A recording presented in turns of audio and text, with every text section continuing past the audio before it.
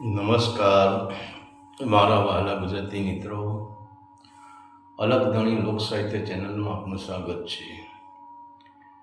તો કહેવાય છે કે સંત બીજ પલટે નથી, જુગ જાય અનંત, ઊંચ નીચ ઘરે અવતરે, આખર સંતનો સંત. પછી એ સંતનું બીજ ભલે બ્રાહ્મણ કુળમાં હોય, ક્ષત્રિય કુળમાં હોય, વૈશ્ય કુળમાં હોય કે શુદ્ર કુળમાં હોય, અને આમે પણ આપણે જોઈએ ને કે આપણી આ સોરઠની ભૂમિ, આપણી સૌરાષ્ટ્રની ભૂમિ, આપણી કચ્છની ભૂમિ, આપણી ગુજરાતની ભૂમિ એ સંતોની ખાણ પડી છે. અને તમે આપણા જે ગુજરાતની ભૂમિ એમાં તમે નજર તો કરો, ગામડે ગામડે આજે પાળિયા સાક્ષી પૂરે છે, સુરાઓના સુરવીરોના પાળિયા સાક્ષી પૂરે છે. ગામડે ગામડે સંતોના મંદિરો સાક્ષી પૂરે છે, અને ગામડે ગામડે દાતારો. તમે જુઓ તો ખરા, આ ગુજરાત એટલે જ આપણી ધરતીને ધર્મની ભૂમિ કહેવાય છે, આપણી ધરતીને સંતોની ભૂમિ કહેવાય છે, આપણી આ ધરતીને સુરવીરોની ભૂમિ કહેવાય છે, આપણી આ ધરતીને દાતારોની ભૂમિ કહેવાય છે.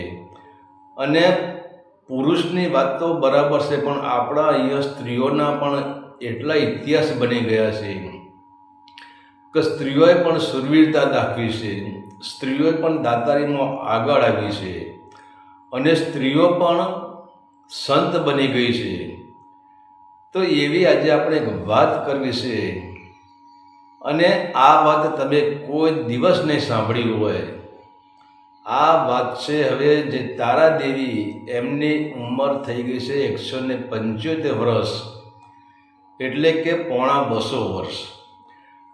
પણ આ તારાદેવીનો જન્મ થયો તે આજ સુધી એમને જ્યાં 175મું વર્ષ ચાલે છે, અને હજુ પણ હયાત છે. વિચાર તો કરો, આપણે કળિયુગ કરીએ છીએ, પણ કળિયુગ ક્યાં છે કે જેની અંદર આવરણ પડેલા છે ને એની અંદર કળિયુગ છે. પણ જેની અંદર ધર્મ પડેલું છે, જેની અંદર ધર્મનું બીજ પડેલું છે, ત્યાં ક્યાંય કળિયુગ જેવું નામ નથી. તો હવે આ તારાદેવી જ્યારે જન્મથી લઈને આજે એમને 175 વર્ષ રનિંગ ચાલુ છે, એમ છતાં એમને એક અનાજનો દાણો પણ મુખમાં મૂક્યો નથી. અને બીજા નંબરે તમે વિચાર તો કરો, જે તારાદેવી એ કહેવાય છે કે સાણંદના જે પ્રદ્યુમનસિંહ ઠાકોર, આ એમના કુળની આ દીકરી છે. અને એ પ્રદ્યુમનસિંહ ઠાકોર એ કહેવાય છે કે ત્યાં 52 ગામના ધણી હતા, અને એ દીકરીનું નામ તારાદેવી હતું. અને આ તારાદેવીના લગ્ન કચ્છમાં નલિયા કોઠારા ગામના રાજવી શ્રી જાડેજા મદનસિંહજીના કુળમાં આ દીકરીના લગ્ન થયા હતા. અને કહેવાય છે કે હવે સાણંદથી લગ્ન કરીને આ દીકરી જ્યારે કચ્છમાં જાય છે, પોતાના સાસરે જાય છે, અને કહેવાય છે કે ભાવનગરના જે ગોહિલવાડ છે, આ દીકરી ગોહિલવાડની ભાણેજ થતા હતા. તો આવી સુખી ઘરની દીકરી જ્યાં સાણંદમાં પણ એ રાજકુંવરી તરીકે જે જીવન જીવેલી, અને કચ્છમાં પણ જેને મહારાણીનું પદ પ્રાપ્ત થયેલું અને મહારાણી તરીકે જે ઓળખાતા હતા, એવી તારાદેવીને એવી શું ઘટના ઘટી કે આટલી બધું વૈભવ છોડીને, આટલી બધી સંપત્તિ છોડીને એમને એક સાધુનો વેશ ધારણ કરવો પડ્યો, એમને સાધુ બનવું પડ્યું, અને એમને જંગલમાં રહેવું પડ્યું. એવી તો શું ઘટના ઘટી. અને કહેવાય છે કે આ તારાદેવી ત્યારે જે જાડેજા કુળમાં એમના લગ્ન થયા, અને ત્યારે કહેવાશે કે આ તારાદેવીને એક પુત્ર હતો, એક પુત્રની પ્રાપ્તિ થઈ, એક સંતાનની માં થયા, જેમને એક પુત્રનો જન્મ આપ્યો. અને કહેવાશે કે એ પુત્રનું નામ હતું બલવંતસિંહજી. અને હવે આ બલવંતસિંહજી કહેવાય છે કે જ્યારે એની ઉંમર 5 વર્ષની હતી અને એ ટાઈમે એવી ઘટના ઘટી કે આ નલિયા કોઠારા જે રાજ હતું, જ્યાં એ પણ 54 ગામના ધણી હતા, અને આ નલિયા કોઠારામાંથી આ બલવંતસિંહને કોઈ એવા માણસો હતા એને ઉપાડી ગયા હતા, એનું અપહરણ થઈ ગયું હતું.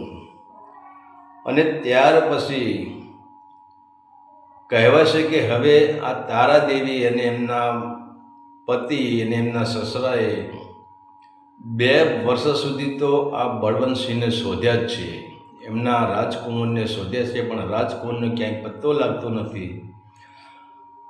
અને રાજકુમારને શોધવા માટે તો એમને ચારો દિશામાં એમના માણસો મોકલી દીધા છે, પણ રાજકુમારનો ક્યાંય પત્તો લાગતો નથી, બળવંતસિંહનો ક્યાંય પત્તો લાગતો નથી. અને એક દિવસ એવી ઘટના ઘટે છે કે આ કચ્છમાં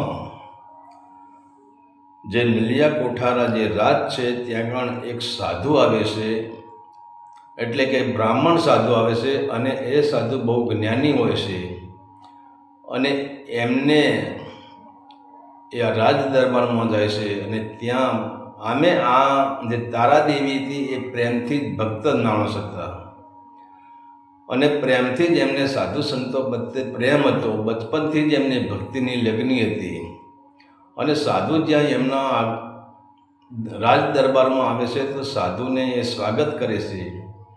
અને ત્યારે પછી સાધુને આ પ્રશ્ન કરે છે. ત્યારે સાધુ કહે છે કે હે રાજમાતા, તમારો પુત્ર જો તમને મળે ને તો તમારે બીજે ક્યાંય જવાની જરૂર નથી. હું એના જે જન્માક્ષર છે એ રીતે હું જોઉં તો મને એમ લાગે છે કે તમારો પુત્ર તમને ઇલાહાબાદ કુંભ મેળામાં મળી જશે. અને એ તમારો પુત્રના જન્માક્ષર જોતા મને એમ લાગે છે કે આ મહાન સાધુ બનશે અને એ રાજપાટ નહીં કરે, અને સાધુત્વ માટે જ આનો જન્મ થયેલો છે. ત્યારે પછી હવે આમના કહેવા પ્રમાણે આ જે બ્રાહ્મણ સાધુ છે એમના કહેવા પ્રમાણે આ જે તારાદેવી છે અને એમના પતિ હવે કહેવાય છે કે જે કચ્છમાંથી લશ્કર લઈને જે અલ્હાબાદ જે કુંભ મેળો ભરાયો છે, આ ત્યાં યાત્રા કરતાં કરતાં છે અલ્હાબાદ જે કુંભ મેળામાં પહોંચી જાય છે. અને એ ટાઈમે એવી ઘટના ઘટે છે કે કચ્છના પણ એક જાડેજા કુળના એ સાધુ બની ગયા હોય છે, અને એ સાધુ પણ આ કુંભ મેળામાં હાજર હોય છે. અને એમની નજર જ્યારે આ તારાદેવી ઉપર પડે છે, આ કચ્છના રાજા ઉપર પડે છે, કચ્છના સૈન્ય ઉપર પડે છે, ત્યારે આ સાધુ ઓળખી જાય છે કે આ તો કચ્છનું સૈન્ય છે. અને ત્યાર પછી એ સાધુ આ કચ્છના સૈન્યને મળે છે, તારાદેવીને મળે છે, રાજવીને મળે છે. અને કહેવાય છે કે એ જ ટાઈમે એવી ઘટના ઘટે છે કે આપણે કંઈક માણસ મહાન નથી, મનુષ્ય મહાન, સમય બળવાન છે. અને એ ટાઈમે કંઈક પરમાત્માએ એવી કૃપા કરી કે જે આ બળવંતસિંહ જે તારાદેવીનો પુત્ર હતો એ જ સામે આવે છે અને પોતાના માતા પિતાને ઓળખી જાય છે. અને ત્યાર પછી તો આ જે બળવંતસિંહ પોતાની માતાને ભેટી પડે છે, પોતાના પિતાને ભેટી પડે છે.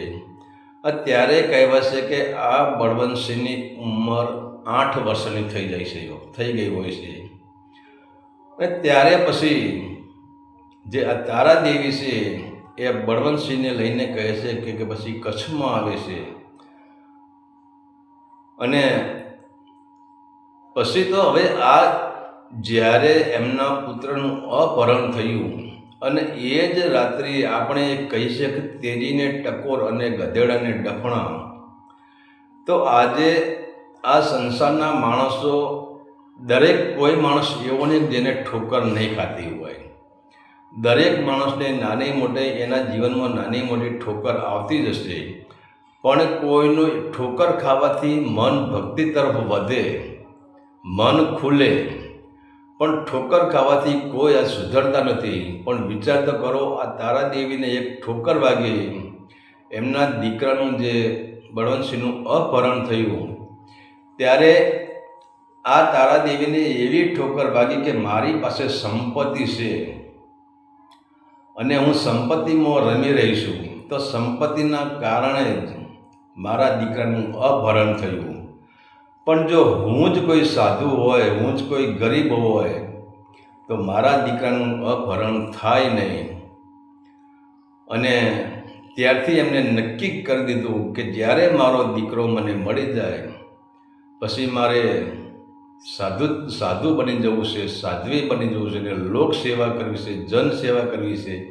અને એમને એક મહામંત્ર પકડી પાડ્યો કે જે આ મારા પિયરની સંપત્તિ, એટલે કે સાણંદમાં મારા પિતાજી પાસે જે સંપત્તિ છે એ પણ મારી સાથે આપવાની નથી.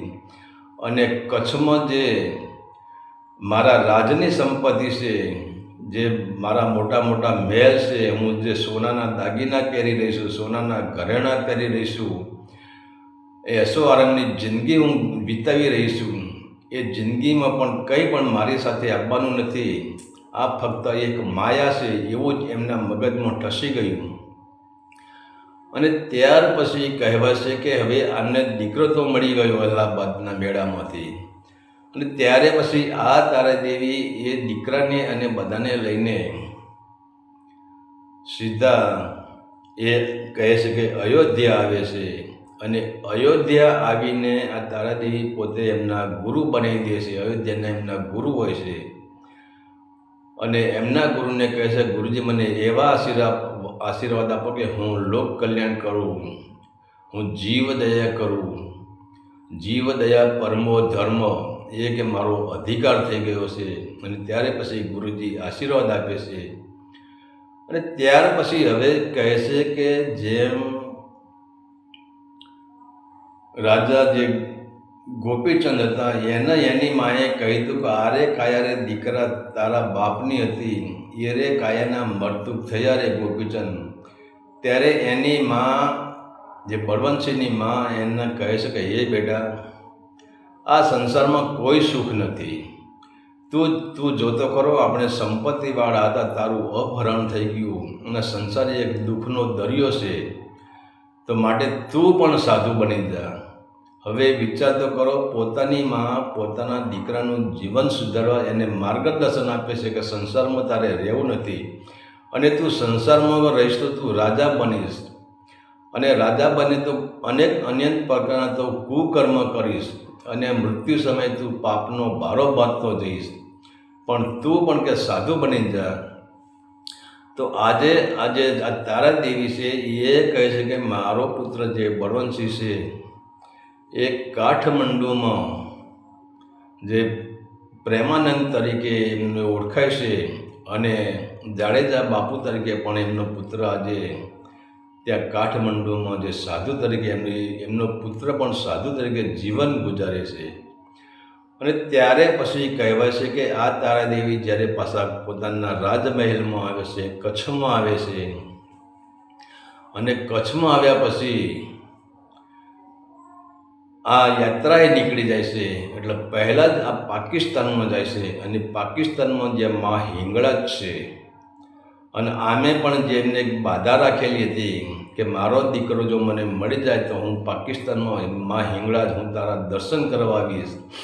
અને દીકરો મળી ગયો પછી આ પાકિસ્તાન જાય છે, અને પાકિસ્તાનમાં મા હિંગળાજના દર્શન કરે છે, ત્યાં રોકાય છે. અને કહેવાય છે કે પાકિસ્તાનથી મા હિંગળાજની જ્યોત આ લઈને ત્યાંથી નીકળી જાય છે. હવે જ્યોત લઈને ત્યાંથી નીકળે છે પછી એ યાત્રા કરતાં કરતાં એ દ્વારકા આવે છે. અને દ્વારકા આવીને એમને એમ થયું કે હવે મહાકાળીના દર્શન કરવા માટે પાવાગઢ જો વિચાર તો કરો, પગપાળા જવાનું છે. એમની પાસે કોઈ રાજમાંથી ભલે રાજરાણી હતા, પણ એમની પાસે કોઈ માણસ નથી, એમની પાસે કોઈ હથિયાર નથી, એમની પાસે કોઈ રથ નથી, એમની પાસે કોઈ ઘોડા નથી, અને પગપાળા યાત્રા આ માતાજીએ ચાલુ કરી દીધી છે. અને પછી કહે છે કે પાવાગઢ જાય છે, પાવાગઢ મહાકાળીના દર્શન કરે છે. પણ એમની જે હિંગળાજની જ્યોત હતી એ તો એમની સાથે જ છે. અને પછી કહેવાય છે કે ત્યાંથી એ આગળ ચાલે છે અને પછી કહે છે કે સુંડા માતાજીને વિચાર કે મા ચામુંડા સુંડા માતાજીના દર્શન કરવા છે. હવે વિચાર તો કરો, ક્યાં પાવાગઢ ને ક્યાં સુંડા માતાજી. પણ હજુ આમનામાં ત્યારે આમની ઉંમર 28 વર્ષની જ હતી. આ તારાદેવીની ઉંમર 28 વર્ષની જ હતી અને 28 વર્ષે ત્યાંથી નીકળી ગયા હતા. અને પછી કહેવાય છે કે એ માં હિંગળજની જ્યોત એમને એવું આયોજન કર્યું કે એમની હિંગળાજની જ્યોત એમના હાથમાં જ રહે, એમની સાથે જ રહે. અને કહે છે કે માતા સુંડાજીના જે સુંડા પર્વત ઉપર ગયા છે, ત્યાં સુંડાજીના દર્શન કરે છે. ત્યાંથી પછી એ વિચાર કરશે કે હવે છે ચોટીલા ચામુંડાના દર્શન કરવા છે. હવે સુંડાજીથી ચાલતા ચાલતા આ જે ચોટીલા બાજુ આવે છે. અને ત્યારે પછી ચોટીલાથી આગળ એક ગામ આવે છે, એક જંગલ આવે છે. અને કહેવાય છે કે એ જંગલની અંદર એ સમયે એક પગ રસ્તો જ હતો, એક રસ્તો હતો, કાચો રસ્તો હતો. અને ત્યાં આવતા હોય છે અને ત્યાં એવી ઘટના અમને બને છે કે ત્યાં 100 જેટલી ગાયો અને જે આ કસાઈ લોકો છે એ આ ગાયોને કતલખાને લઈ જતા હોય છે. અને આ તારાદેવીની નજર પડે છે અને તારાદેવી એમને પૂછપરછ કરે કે તમે ગાયોને ક્યાં લઈ જાઓ છો. તો આ તો મૂળ ક્ષત્રિયાણી હતી, કે જેવી તેવી દીકરી તો હતી જ નહીં. અને એને પછી કહ્યું કે આ ગાયોને તમે છોડી દો. અને ત્યારે પછી કહેવાય છે કે હવે આ તારાદેવીએ એવું પોતાનું ઉગ્ર સ્વરૂપ ત્યાં ધારણ કર્યું છે. અને એ ટાઈમે એમની 28 વર્ષની ઉંમર જ હતી, પણ 28 વર્ષમાં એ એટલું ઉગ્ર જાળમાં રણચંડી બની ગયા હોય, જેમ ચોટીલાની ચામુંડા બની ગયા હોય, જેમ પ્રલયકારી મહાકાળી બની ગયા હોય, આવું રૂપ અમને ધારણ કર્યું છે. અને આમનું આવું રૂપ જોઈને કહેવાય છે કે જે આ જે ગાયોને લઈને જનારા માણસો એ ત્યાંથી ભાગી જાય છે અને ગાયોને ત્યાં છોડી દે છે. અને એ ચોટીલાની બાજુમાં જ, હવે એ ગામનું તો કોઈ આપણી પાસે હજુ નામ આવ્યું નથી, ત્યાં કહે છે કે હવે જંગલમાં પછી તો તારાદેવીની પાસે ગાયો આવી ગઈ. અને ત્યાં પછી કહે છે કે જંગલમાં જે બાવળ હતા એ બાવળને વચમાં થોડું જમીન જેવું પડ્યું, ત્યાં પછી આ ગાયોને બાંધે છે. અને પછી ધીરે ધીરે અમુક બાવળ હટાવતા જાય છે અને ધીરે ધીરે ત્યાં ખેતી કરે છે, ત્યાં જમીન બનાવે છે, ત્યાં આશ્રમ બનાવે છે, ત્યાં ગાયો માટે વાડો બનાવે છે અને ત્યાં ગાયો ચારે છે, ગાયોની રખેવાળી કરે છે. અને ત્યાર પછી તો કહેવાશે કે આ તારાદેવીને એક દિવસ એવી ઘટના ઘટી કે એ જ બાવળની ઝાડીમાંથી એમને એવા સંતાનો મળ્યા કે જે સંતાનોએ એમની મા બાપે જે ભલે મને તો લાગે કુકર્મ કરેલું હોય અને પોતાની ઇજ્જત બચાવવા માટે એ સંતાનને આ ઝાડીમાં ફેંકી દીધેલું હતું. અને જ્યારે કહેવાય છે કે તારાદેવી જ્યાં આ ગાયો માટે ગાયોને ચરાવવા જતા હતા જંગલમાં, જે બાવળિયાની ઝાડીમાં, ત્યાં એમને જોયું તો એક નાના કુમળો, એક બાળક ત્યાં રડતું હતું. અને એમને પછી ગોદમાં ઉઠાવી લીધું. અને ત્યારે પછી એમને કહ્યું કે હવે ગાયોના બદલે ચલો હું ગાયોની સેવા કરીને આ બાળકની સેવા કરી, એ બાળકને ત્યાં રાખે છે. અને એમ કરતાં કરતાં એક નહીં પણ એ 250 અનાથ બાળકો આ તારાદેવીના આશ્રમમાં ધીરે ધીરે આવે છે. અને વિચાર તો કરો, આ તારાદેવી 250 બાળકોનું ભરણ પોષણ કરે છે, ખેતી કરે છે.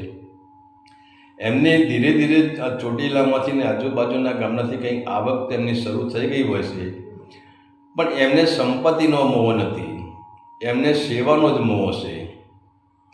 અને પછી ધીરે ધીરે તો તારાદેવી ખુદ આજે પણ કહે છે કે હું આ 175 વર્ષ મને થયા અને મેં જે મારી પાસે 250 જે દીકરી અને દીકરાઓ હતા એમને મેં અભ્યાસ કરાવ્યો, એમને મેં ભણાવ્યા. અને ભણાવ્યા પછી કહેવાશે કે મેં એમને નોકરી ધંધે વળગાડી દીધા, મેં એમના લગ્ન પણ કરાવી દીધા. તો તારાદેવીની હિંમત તો જોઈએ, કેટલી હિંમત કહેવાય, સિંહ જેટલી એની સાચી કહેવાય. અને ત્યારે પછી તારાદેવી આજે પણ કહે છે કે હું 15 કિલો લોટ સવારે બાંધું છું ને 15 કિલો લોટ સાંજે બાંધતી હતી. અને એના રોટલા બનાવવાના કે સાણંદમાં મેં મારા બાપુજીના ત્યાં મેં રોટલો બનાવ્યો નથી. અને પરણ્યા પછી જ્યારે હું કચ્છમાં ગઈ મારા સાસરાના ત્યાં પણ મેં કોઈ દિવસ રસોઈ બનાવી નથી. મારી દાસીઓ હતી, મારી નોકરાણીઓ હતી, એ જ ત્યાં રસોઈ બનાવતી હતી. બાપના ઘરે પણ મારી જે દાસીઓ હતી એ જ નોકરાણી રસોઈ બનાવતી હતી. પણ આજે હું આ જંગલમાં આવીને હું રોટલા શીખી ગઈ, હું રસોઈ શીખી ગઈ. અને વિચાર તો કરો, 15 કિલો લોટ સવારે ને 15 કિલો લોટ સાંજે, એની પાછળ શાકભાજી કેટલું વપરાતું હશે, બીજું કેટલું વપરાતું હશે. આ જો કે બધું તો બહારથી એમને મળી જાય છે, પણ જાતે ખેતી જાતે કરે છે. જાતે ખેતરમાં જ્યારે ત્યાં બાજુમાં કોઈ તળાવ છે એમાંથી પાણી લઈને જાતે ખેતરમાં પાણી કરે છે, જાતે હળ હાંકે છે. વિચાર તો કરો.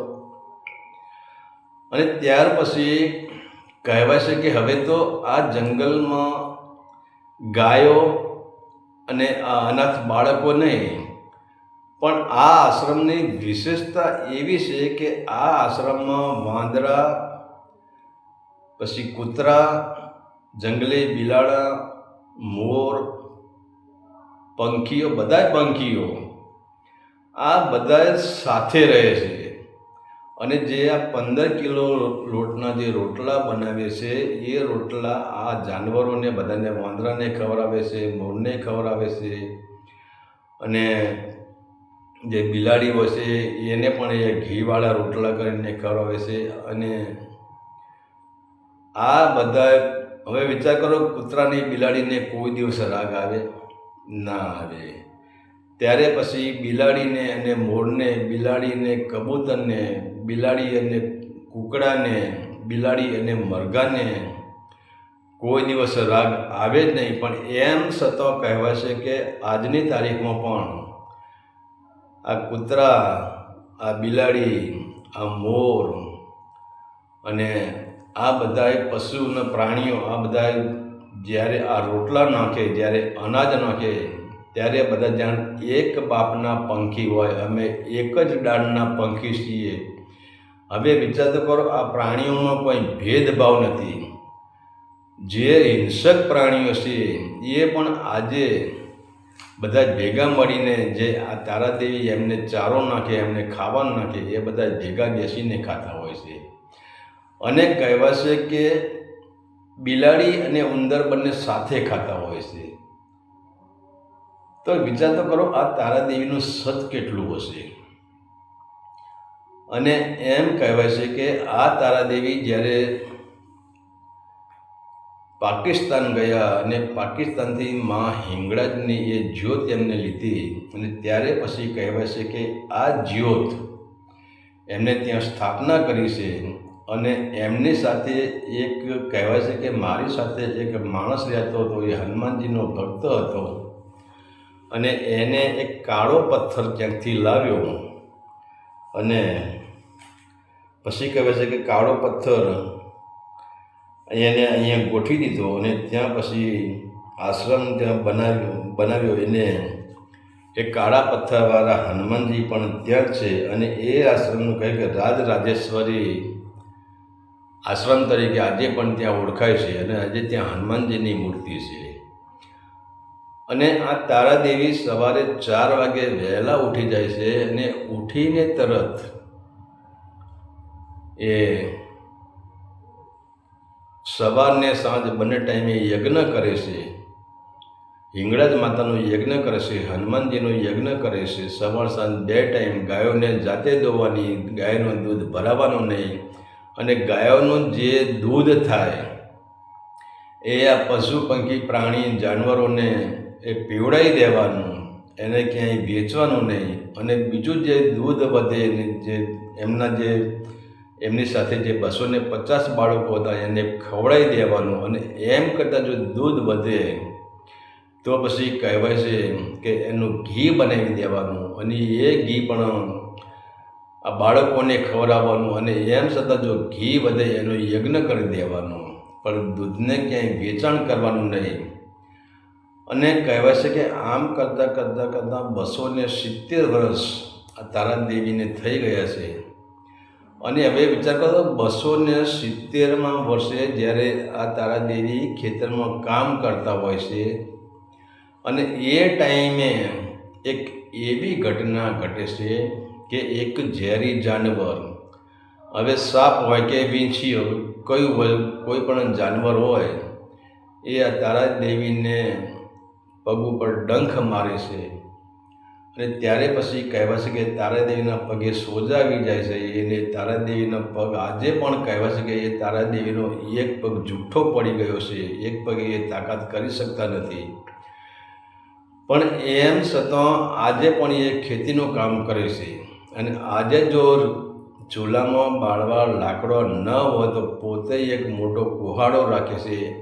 આવો પગ હોવા છતાં પણ એ કુહાડાથી લાકડો ચીરે છે, લાકડો કાપે છે, લાકડો ચીરે છે. અને આજે પણ એ કહેવાય છે કે તે રસોઈ બનાવે છે.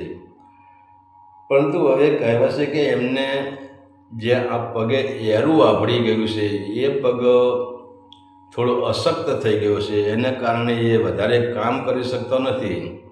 પણ એ ટાઈમે કહે છે કે રતનપુરના જે ઠાકોર આવે છે, અને આમે રતનપુરના ઠાકોરે ત્યાં વારંવાર આવતા જતા. અને એ રતનપુરના ઠાકોર પછી કહેવાય છે કે 240 ગાયો ત્યાંથી લઈ જાય છે. અને એ કહે છે કે માં, હવે તમે કામ નહીં કરી શકો, તમારા પગે આવી તકલીફ થઈ છે. પણ વિચાર તો કરો, એ પોતાની શક્તિ કેટલી છે, પોતે કોઈ ડૉક્ટર પાસે જતા નથી. અને એ કહે છે કે ચોટીલા અહીંથી નજીક થાય છે, એ પોતે દાવો કરે છે. હવે એમનો મૂળ આશ્રમ તો કયા ગામમાં છે એનો આપણને કોઈ પરિચય મળ્યો નથી. પણ એ પોતે કહે છે કે ચોટીલા અહીંથી નજીક થાય છે, પણ મેં આજ દિવસ સુધી હું મારા આશ્રમમાંથી હું બહાર નીકળી નથી, હું ચોટીલા શહેરમાં ગઈ નથી, મેં કોઈના પાસે હાથ લંબાવ્યો નથી. અને અહીંયા જે આ બધું કહેવાય છે કે પરમાત્માની કૃપાથી, ગુરુની કૃપાથી અહીંયા બધું મળી જ રહે છે.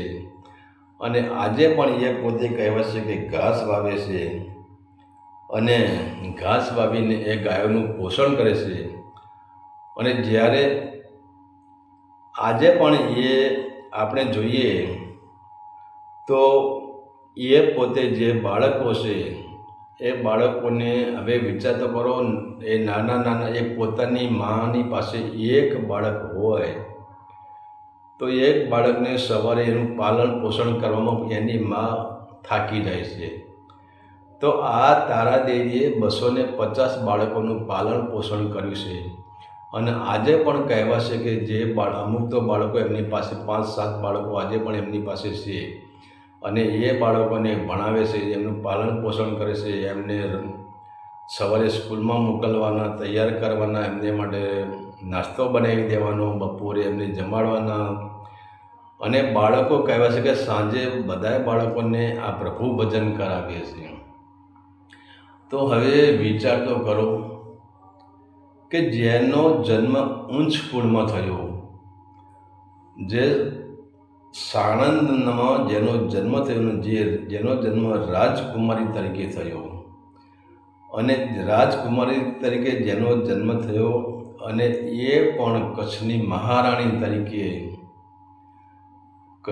એ કચ્છમાં એમના લગ્ન થયો. પણ એમ છતાં આ તારાદેવીને એક જ ઠોકર વાગી ગઈ કે એમના દીકરાનું જે બળવંતસિંહનું અપહરણ થયું. ત્યારે એમને નક્કી કર્યું કે આ અપહરણ થવાનું એક જ કારણ છે કે અમારી સંપત્તિ. અને વિચાર, અને એમની વાત પણ સાચી છે, એમને ઠોકર પણ સાચી વાગી છે કે જ્યાં સંપત્તિ હોય ત્યાં તમામ પ્રકારની તકલીફો હોય, તમામ પ્રકારના દુઃખ હોય અને ત્યાં ભય પણ હોય. પણ એમને એવું નક્કી કર્યું કે મારે આ સંપત્તિને ઠોકર મારી દેવી છે. અને આજે પણ જે લોકો કહેવાય છે કે ત્યાં અનાજ આપી જાય છે, કરિયાણું આપી જાય છે, સીધું આપી જાય છે, પણ એ કોઈને કહે છે કે આજ મેં કોઈ પાસે પૈસો લીધો નથી, તમે મને અનાજ આપી જાઓ, સીધું આપી જાઓ, અને એ લોક કલ્યાણમાં વાપરે છે. તો વિચાર તો કરો, આવી આપણી આજે ગુજરાતની ધરતી ઉપર, આજે સોરઠની ધરતી ઉપર, કચ્છની ધરતી ઉપર, સૌરાષ્ટ્રની ધરતીમાં આજે આવા વીર પુરુષો તો થઈ જ ગયા છે, સંતો પણ થઈ ગયા છે, સાધુઓ પણ થઈ ગયા છે, અને દાતારો પણ થઈ ગયા છે. પણ આજે જોઈએ તો ખરા. અને એક વાત તો બરાબર છે કે એમના જે તારાદેવીની અંદર એક પાવર કેટલો છે કે જ્યારે એમનો જન્મ થયો ત્યારે એમની એ માનું દૂધ પીને મોટા થયા હતા. અને ત્યાર પછી કહેવાય છે કે એ ફળ ફૂલ કે ખાતા હતા. અને જ્યારે એમને કહ્યું કે જ્યારે હું અહીંયા ચોટીલાના આ ગામની આ બાજુ હું નીકળીને 20 વર્ષ હું ફરી, તો 20 વર્ષ સુધી મેં ઝાડ પાનના પાંદડાને સાલ જ ખાધું છે, મેં અનાજ કોઈ દિવસ ખાધું નથી.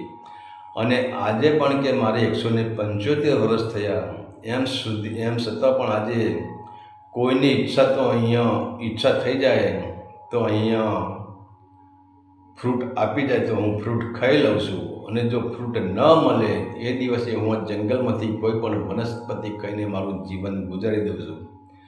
તો આવો તો એક મહાન સંત, આ તો સંતને આગળ નીકળી જાય એવી એક મહાન સાધ્વી સંત, મહાન સતી, મહાન જેને આપણે આજે માતા કહીએ પણ એ તો ચાલે.